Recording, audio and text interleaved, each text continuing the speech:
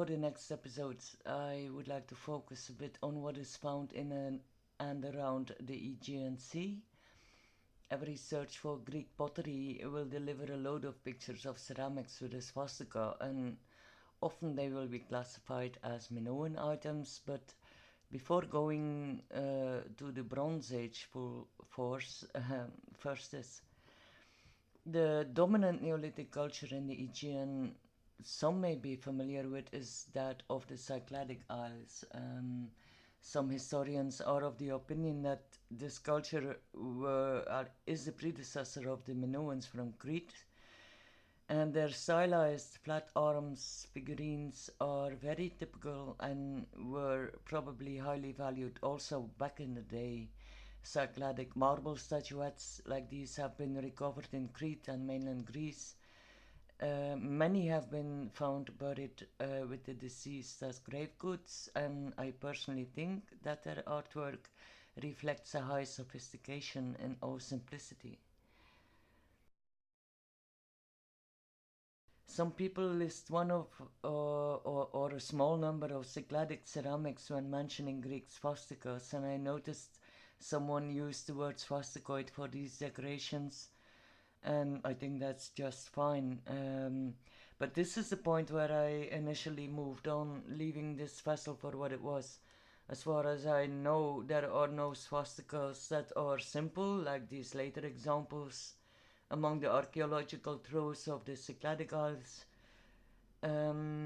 Only a few days later, then I realized I needed to go off track with this, and that there is something really quite unique and fascinating about this piece of ceramic.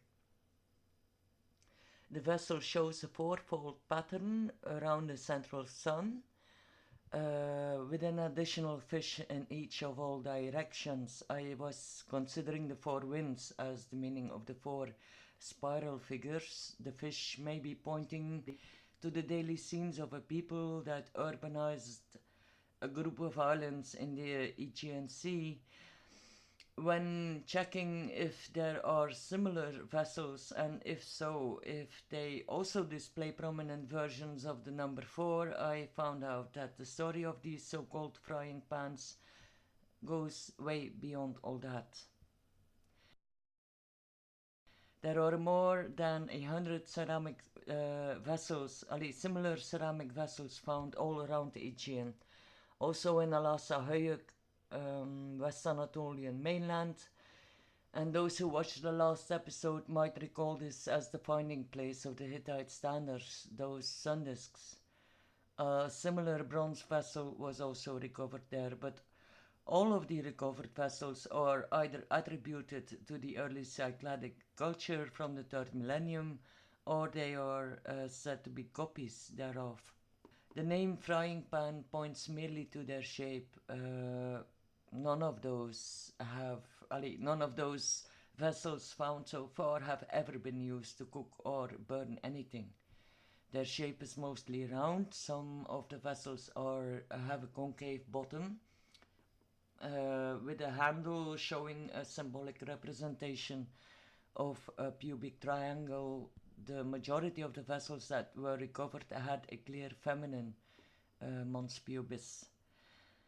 All have indentations, triangles, or other symbols on the lid, or swirls in different numbers, fish, or boats. All of these symbols often surround a central point, which is often a sun with various numbers of rays. A recent study from 2015 finally presents a beautiful theory in which these so-called frying pans turn out to be a little more extraordinary than just kitchen utensils. The vessels, according to Tsikritsis, Musas and Tsikritsis, are timekeeping devices made by a people who had knowledge of the periodicities of not only sun and moon, but the planets known at that time, as well as the phases of occultation of Venus. The emphasis is on the synodic period of the planets, meaning the time necessary for a heavenly body to return to the initial starting point at the horizon, with respect to the sunspots or to the ecliptic. I mentioned that some of the vessels have boats carved into them. The Cycladic Isles offered a safe haven for people during the Neolithic, but because of low food resource, they were dependent on good knowledge of astronomy in order to be able to navigate their waters in search for resources and for their trade, of course. It is assumed that these people did not use sails yet in the early third millennium, and I honestly wonder a bit what would have kept them from producing rudimentary sails, but okay. What is important, however, is that astronomical knowledge had thus a very practical value. The team concludes that the vessels are in all probability calendars, so by which the people kept record of their festivities and other social activities in relation to the movement of the planets, and especially Venus' periodicity was of importance. Bright Venus appears in the sky before the sunrise for 263 days, and then after the sunrise for 263 more days. The 263 days correspond to approximately 9 lunar months. Although not an exact match, the correlation between this periodicity and the period of pregnancy is quite obvious enough, I think. All movements of the planets, but in particular of Venus, was looked at for the weather predictions, and several texts put emphasis on the time of occultation when a planet becomes apparently invisible because of being in front of or behind of the sun. So this coming and going of and the association with weather patterns is, I think, is why Venus is associated with the word Nibiru. The hide and seek game of this mysterious planet does not necessarily have to be interpreted as representing the visit of an outsider. Like I said, for 263 days, Venus is located in the vicinity of the Sun during the morning. 263 days, she will be accompanying the evening sun in the west. And during her transit in front or behind of the Sun, Venus becomes invisible, so to say, respectively 50 days when she is behind the Sun and 8 days when she disappears below the horizon, thus completing a 584 days synodic cycle. Again, in my opinion, this coming and going is the origin of the Nibiru mythos. But yeah, okay, it's a side note. According to the observations of the team, the shape of the vessels depends on the records the vessel is used for, in that all vessels bearing the depiction of a cubic triangle with prolonged handles can be used to keep track of the 584 days of Venus synodic period. Those with the other handles display the synodic periods of planets with masculine names like Saturn and Jupiter and maybe Mercury. Like I mentioned before, the vessels are recovered from graves and very few were found only in settlements. It has been proposed that they belong to a specific minority within the population though, implying that their use was not too common, and the vessels representing the boats do hint a bit at that, or may hint at that. Sometimes they are accompanied by a pot of semi-precious stones and containing dye of two different colors, and this dye could very well have been used to mark the observations on the lids of the pans, and calculations could be made. The paper gives a short overview of a small number of beautiful vessels, allowing the reader to comprehend the complexity of the ancient users' knowledge of astronomical cycles and their connection to life-giving forces on Earth. Venus coming and going was and still is important for the people who live and thrive of the sea in Greece, in that part of Greece. Also, what the connection to female fertility is concerned, the researchers propose possible usage by women to calculate and predict menstruation and calculate pregnancy and birth.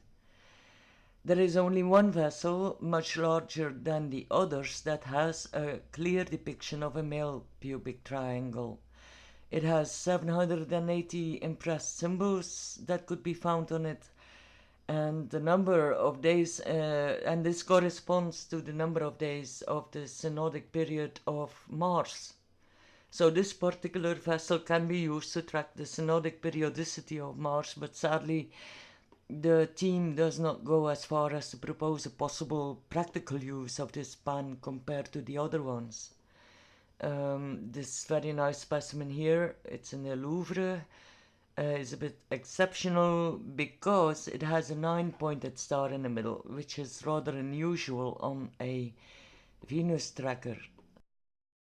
The majority of the vessels have a Venus-based calendar, of which the majority is adorned with a central 8-pointed star, or they have other motifs that come in 8s, representing an 8-year period. Cleostrastus, the man who, according to the ancient historians, introduced the zodiac into Greece, calls these 8 years an octateris, and he describes it as follows. Octateris, he says, is the period of 8 solar or tropical years equal to circa 2,922 days. This is equal to 99 synodic lunar months, or equal to 107 sidereal lunar months, and also equal to 5 Venusian synodic periods, or 13 Venusian sidereal periods. And of course, 2 Olympiad periods were very important for the Greeks. Such an octateris contained 2 Olympiads. One Olympiad year starts with a full moon after summer solstice and runs until the next midsummer. 4 of these years make an Olympiad, and 2 Olympiads were the duration of 1 reign period of head of state. I think it is reasonable to assume this was on its turn based on a more ancient counting system, possibly attested by these cycladic vessels. This system of grouping 8 years was later replaced by the Metonic calendar. Actually, it is very worth to read this document. Go over it yourselves, it's not too long. I leave out how the researchers made the calculations and several details that are interesting enough. I mean, the team has more archeo-astronomy on their list, like this book on the function of the Antikythera mechanism. I would rather focus on a few other aspects and leave the mathematical side of things to those people with the right mindset. So far, I focused on the lids of the so-called cycladic frying pans, but there is obviously much more to it, and I found a few intriguing coincidences I want to share next time. Thanks very much for watching. Bye bye.